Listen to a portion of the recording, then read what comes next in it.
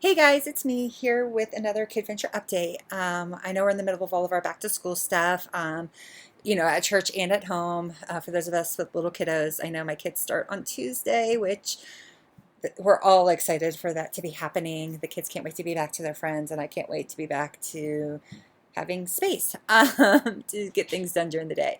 And I was just, as I was thinking this morning, um, you know, anytime there's a seasonal change, like, go into summer, fall, whatever, it's always great to kind of like reflect not only just how was summer, but just also, to look back, what were things to celebrate? Is there anything to mourn or grieve? But then just to look forward and to ask myself, like, man, like, what is God's invitation? To me this fall, like, what do I feel like, because it's very easy, especially when school starts, all the things start happening. It's very easy to get caught up in the whirlwind of all the things and the schedule and the calendars and stuff like that. And so I just would encourage you guys, just to take some time to ask, like, God, like, what's your invitation for me this fall? What are the things I should say yes to? What are the things I should say no to?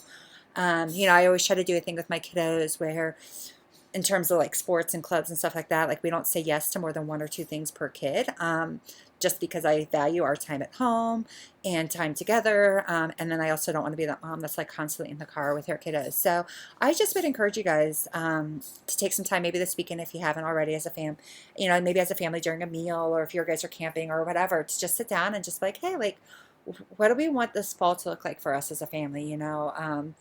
There's, we're like, what, 4 or 5 months out till Christmas. So it's like, how do you guys want to be when you get to Christmas? Do you guys want to be tired and exhausted over your Christmas break? Or do you want to be like, okay, like, that was fun, that was exciting, we got a lot done, but we feel okay? So I just would love, to encourage you guys to take some time to just think through and plan through your fall, in terms of like what you feel like the Lord's invitation is for you. And if you want to send it to me so I can pray with you guys about those things and check in with you, I would love to hear what you guys are hearing and feeling from the Lord. So with that, with all the back to school stuff, so we are in the midst of all of our back to school move up Sunday, transition Sundays, and stuff like that. So this Sunday, you guys, is the first Sunday where we have kiddos from the beginning, straight from the beginning. So starting with our Sunday captains, Jenny. Just make sure you're available, because if I miss moving up some kids into a certain classroom, they may have trouble checking in. So that'll probably be the first thing, is like, hey, kids like, hey, my kid's not in kindergarten anymore, or they're in kindergarten, but it's still checking them into the preschool room. I mean, if they can still check in, just make a list. Maybe just write their name down and what grade they should be in, and we can fix that later. That doesn't really matter for purposes of check-in, as long as they have a label and a sticker. But if they can't really check in, then you can just help them move up. So hopefully we won't have too many things. The problem is I didn't really get any of the check-in lists from the last few weeks that we had people mark on if they were going to be in new grades or not, so I don't know who they are. With that being said, so that's for the captains.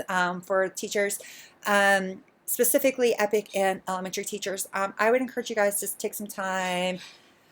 Two things, actually. Make sure you guys just to reset expectations for the room. So because you have new kids and it's been summer, I would just highly encourage you guys to take some time to just reset the expectations for the space. I'll include in this email what those are, if you guys are kind of like, hey, I know we have them, but it's good to have us all on the same page for what they are. And we've done these over the years, so I know I have them written down for you guys somewhere, so I can send them to you guys.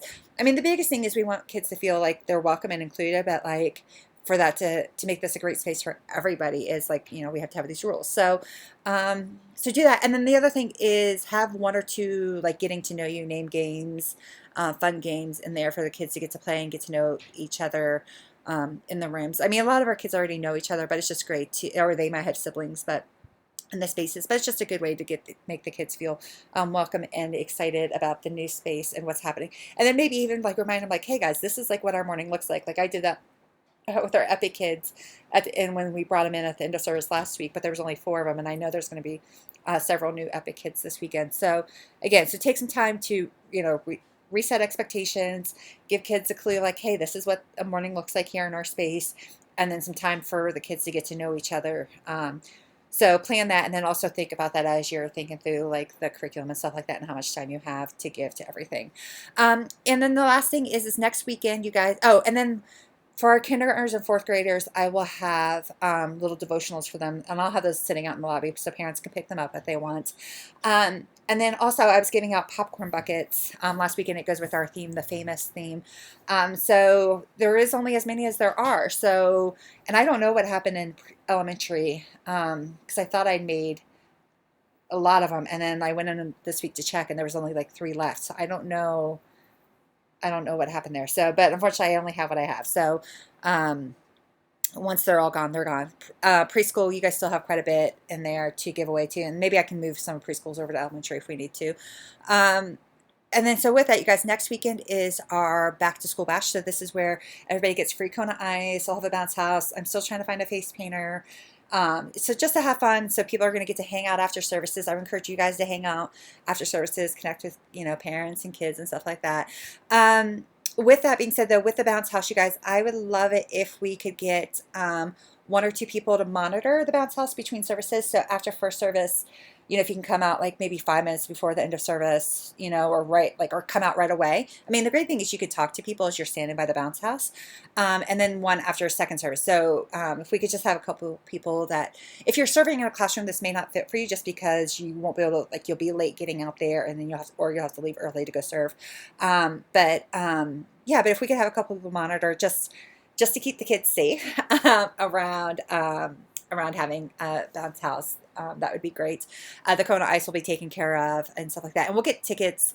We'll give tickets to the kids on their way out of class on Sunday for the free Kona Ice. So if you guys have any questions, let me know. I would love for you guys just to help out, serve.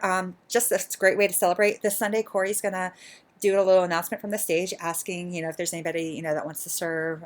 There's, a lot of new faces, some people that don't have kids, so maybe we'll get a couple of people who are interested in serving in Kid Venture, which would be amazing.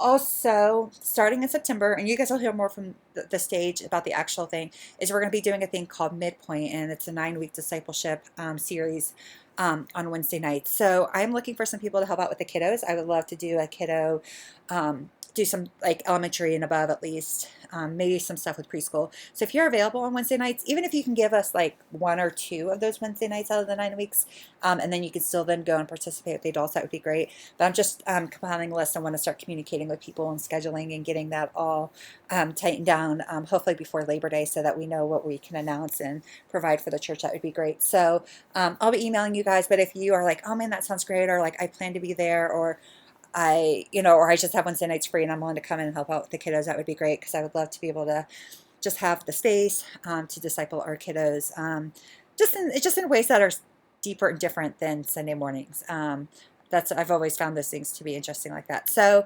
those are really the big things right now, you guys. I just want to say thank you guys for serving this summer. I know, we all had vacations and were illnesses and stuff like that and surgeries. So I just want to say thank you guys for serving through the summer, for being faithful to our kids and families.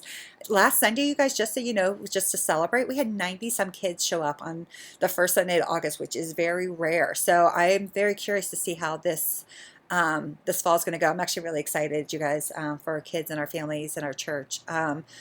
So I just want to say thank you guys for all that you guys do, the way you show up prepared and ready to love on our kids and families. So thank you guys all, and I will see you on Sunday.